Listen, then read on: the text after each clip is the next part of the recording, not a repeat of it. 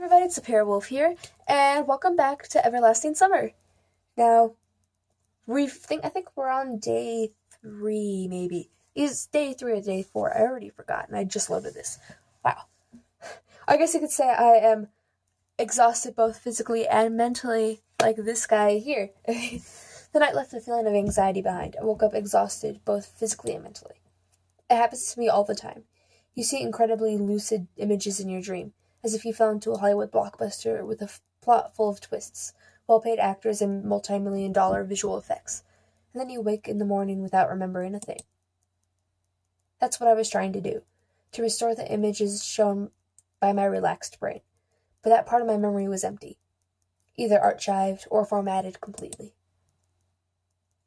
I have really weird dreams. To be honest, one time I had a dream. It's because it was, I think we finished up the state testing that we have here. This was back in freshman year, I think, of high school. And I had laid my head on because I was taking a nap because I finished early. And I had a dream that there was this little boat with 2 monkeys on it and a giraffe, but the giraffe had a face of a baby doll. One of those creepy baby dolls too, instead of a regular giraffe head, and it was oozing blood from all orifices. It was really creepy. Don't know why I had that dream, and it was really random, but It's 7 a.m. according to the clock. I seem to be an early bird today. Olga Dmitrievna was still sleeping, wrapped tightly in her blanket. Wrapping so tightly? In a hot summer? I got up and stretched, went to the mirror to have a look at myself. I'd better shave. Strange idea. Before twice a month was enough, but now nothing depends on the way I look. I haven't found a razor anyway. Why do I even need it if I look like I'm 17 at most? So, breakfast can't start earlier than 9 a.m., and this means I have plenty of time, which I can spend on walking and washing, for example. The water is still so pretty. The water didn't seem as ice cold as the previous day. On the contrary, its refreshing coolness helped me brace up and come back to reality, whether all these events could be called real. The tooth powder didn't seem to be such an outdated thing. A quick thought struck me that this is not that different from toothpaste. When I returned to the cabin, Olga Dmitrievna was already up. She was standing in front of the mirror fixing her hair. Good morning, Semyon. Morning.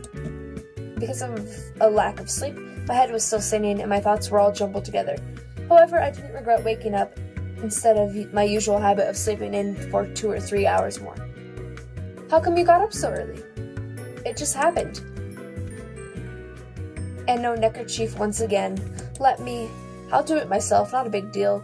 I'm on my way to the canteen. I don't think so. Do it now.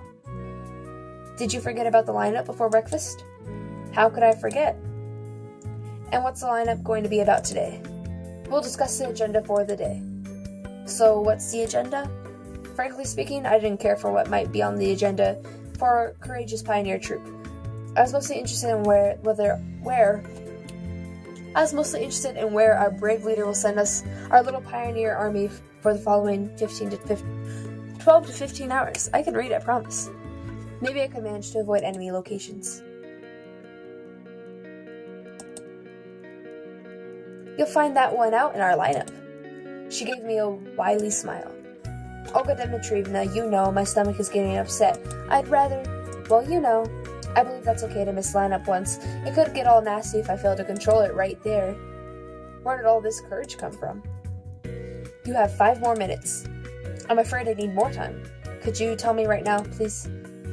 Sure, I'll try, but just in case it all goes down. Okay, fine.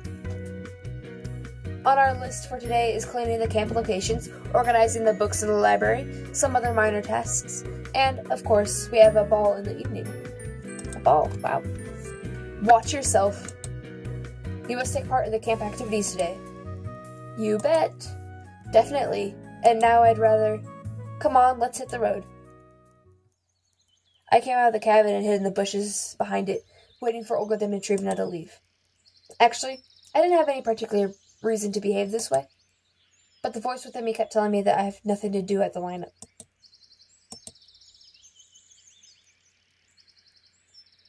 After the camp leader left, I went to the cabin and decided to wait for breakfast there. Well, I'm not planning on taking part in community life today. Cleaning and organizing, that's not what someone in my situation should be doing. 2 days have passed and I'm still right where I started. All the residents seem to be perfectly ordinary people. They weren't involved in a conspiracy. They weren't communicating with aliens and had no idea about time warps. Of course, each of them is a bit peculiar. All those peculiarities do not seem out of the line at all. Moreover, if I had met any of these pioneers in my familiar world, I wouldn't suspect anything wrong. They seem to be even more normal and natural than, let's say, yours truly. This line of reasoning was quite logical. The illogical part was the absence of answers, and I just realized this poster over here. That's really creepy. Okay. Ordinary people in an extraordinary place. I've heard and seen that already somewhere. Dozens of pioneers, or even more, live their familiar lives and do their regular stuff day by day. They don't understand that the world around them is not what it looks like. Okay, but this is their point of view. As for me, I'm not acquainted with the world of the Saviona camp and its residents, even if they seem to behave the way normal people would under the same circumstances. I have to decide here and now. Are those people involved in what's happening to me? Can they give me any answers? Or do I have to seek the truth somewhere else?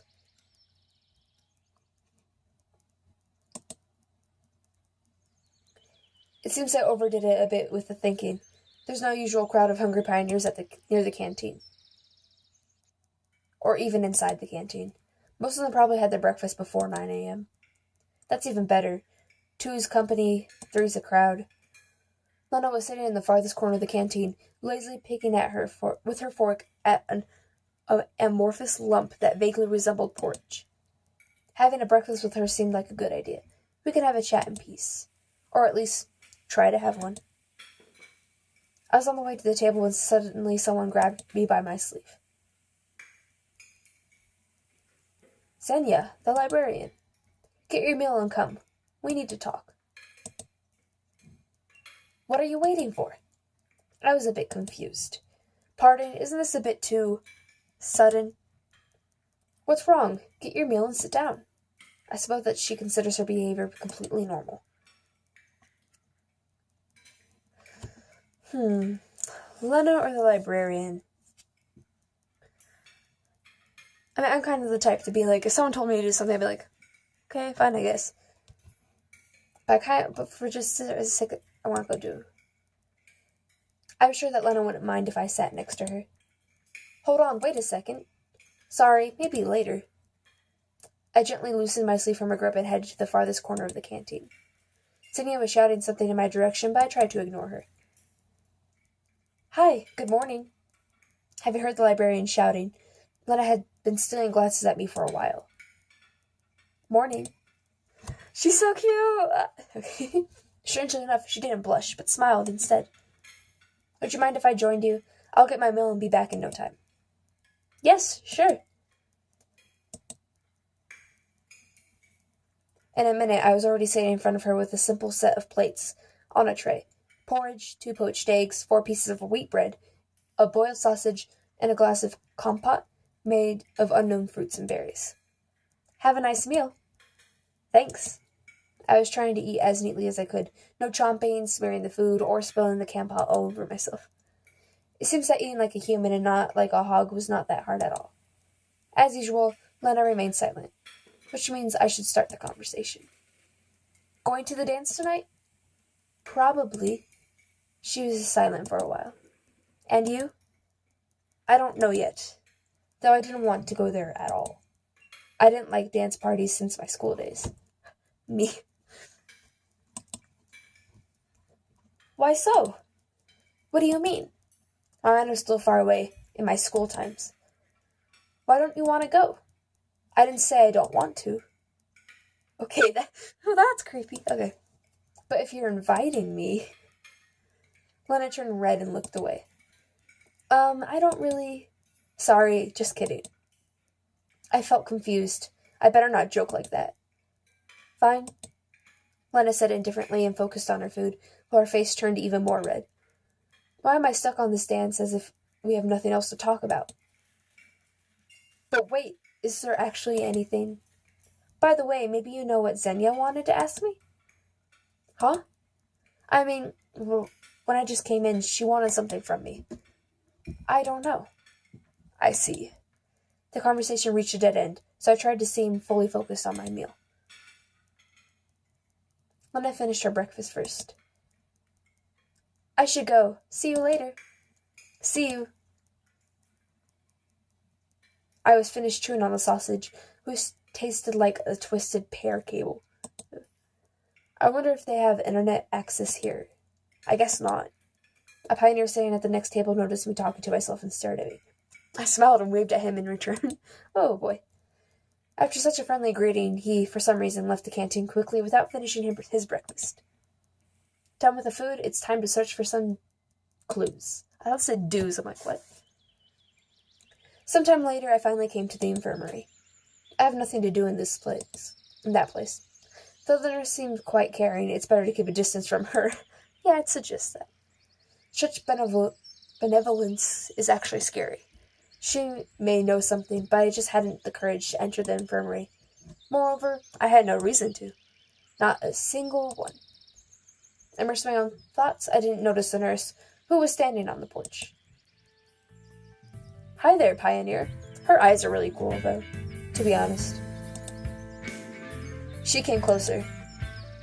You must be sick. Did you come for medicine? No, I was just wandering around.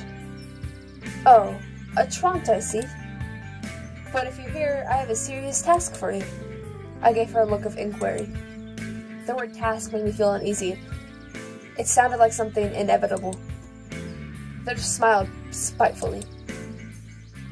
You both will help me make an inventory of the supplied medicine which arrived today. You both. The same exact question. It's like, both? What? Who are we? Perhaps I misheard. What word could be confused with both? Lana! Hi again. Lana emerged from behind the nurse's back.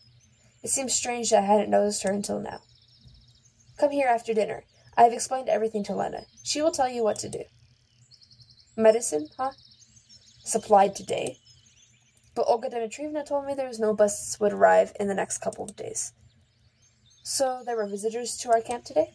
Yes, they arrived from the city this morning. Why are you asking? Just curious.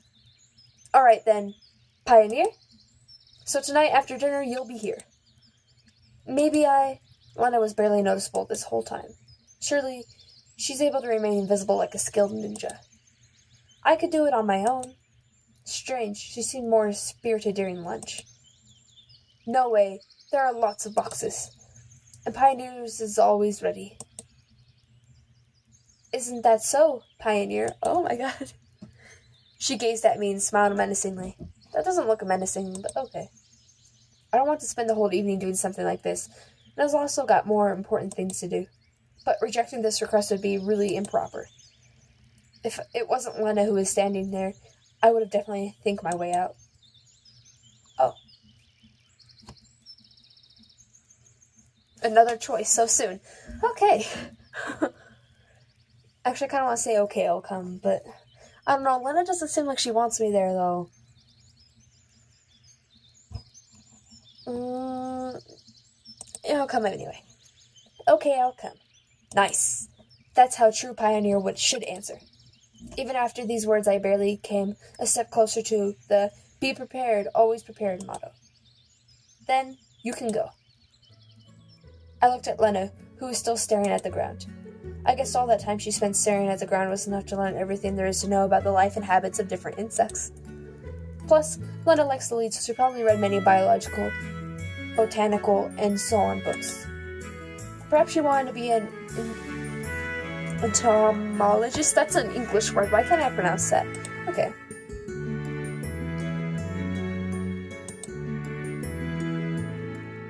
Where will you head next? Lena's words drew me away from the obscure thoughts. We'd been standing at the square for some time, and my speculations about bugs' lives were only an attempt to escape this awkward situation. Though, why did I see it as awkward? Just don't forget, alright? Don't forget what? Well, tonight after dinner, at the infirmary. Her face got a slightly grumpy look to it. No way, that's impossible. Alright. Right after dinner. I'm at your service. I thought too late. At my words, Lana blushed even harder. I need to find a way to ease this situation. Why did the nurse ask you to do it? I don't know. I was just sitting on the bench reading a book when she came in. It's smart to ask a reliable person who would never say no. Okay. Well then, after dinner. Okay. I'll be off then. Yes, sure. That was awkward. Okay. She walked off somewhere beside the club. Okay. And I just stood at the square for some time. So, what's next? I decided to visit my cabin in order to collect my phone. I don't know where I'll find myself today, but having a watch is always useful. Though having a wristwatch is much easier. Suddenly, I heard a different tune, which was cutting through the usual noise of the camp. I listened to it carefully. Sounds like an electric guitar. 3 repeating chords, no more. But this melody still felt somewhat warm, as if a vacuum tube-based audio amplifier was used. Could there be such luxury here? The sound was definitely coming from somewhere near the stage area. I wonder who that could be. It might be Alisa. Or Lana. Yeah, let's go take a look. You got nothing else better to do. Coming to the stage area, I caught sight of Alisa on the stage. Yep, that's what I thought it was. The girl was giving it all. With her eyes closed, she placed one of her legs upon the speaker and was swaying her body with the rhythm of the music. I couldn't recognize the melody, but I was pretty sure that I'd heard it somewhere before. Probably something from Soviet rock. I could have named a dozen bands in the genre right off the bat, but I was hardly an expert. The song seemed really simple, literally just a 3-chord progression. Probably even I could have played it, given some time to practice. I wonder where Alisa got her playing skills. In the USSR, most music had never been nationally acclaimed. The future rock star wasn't taking any notice of me. It was like she was trying to become one of the music, to resound in every note, in every bar, in every triplet. Rock heroes of the 80s instantly came to my mind. Many of them were devoted to the music in similar ways. If she got dressed in something more suitable for that period fashion instead of her pioneer uniform, no one would notice the difference. Her performance was coming to an end. Picking out last couple of chords, Alisa finally noticed me. Did you like it? She doesn't seem as surprised as I would have expected. Yeah, that was cool. As if you could do any better. Smiled Alisa slyly. I'm not saying that I could do better. I'm not a pro in music. No doubt.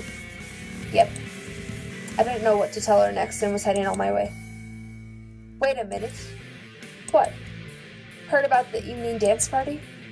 I thought it was a ball. Ball, dance party, what's the difference? She frowned. Yes, I did. And so what? Are you going to go? After throwing those words, she turned away. I'm not sure. And you? About you, yep. What am I going to do there? Watch a herd of morons? There was some truth in Alisa's words, but this open disrespect surprised me. It's clear that it's not the idea of a ball that she hates. But why? What do you mean, but why? Well, why don't you want to come? Dance parties ought to be fun. Do you really think so? Annoyance flashed in her voice. I don't know. But I thought that you would. I never liked them. She interrupted me. There's absolutely nothing to do at such parties. I see. So what's your plan then? I just asked to keep the conversation going. I'll just carry on practicing. What are you practicing? The song, dumbass. You ever heard of it? Alisa had gone totally mad. A few more wrong questions and I'll have to run for my life. Who wrote that song? I did. So you wrote it by yourself? By myself. Cool. An awkward silence hung in the air. That light just flickered. Hello. And on that note, I'm gonna leave this episode right here. Apparently, Alisa knows a thing or two about guitars, which is quite interesting. There's gonna be a ball or a dance party, whatever, same thing. We have to help Lana with the medicine, and Olga is probably gonna be mad at us, so... Anyway, I hope you all enjoyed the video, I hope you have a good day, and I'll see you guys whenever I post next. So yeah, bye guys.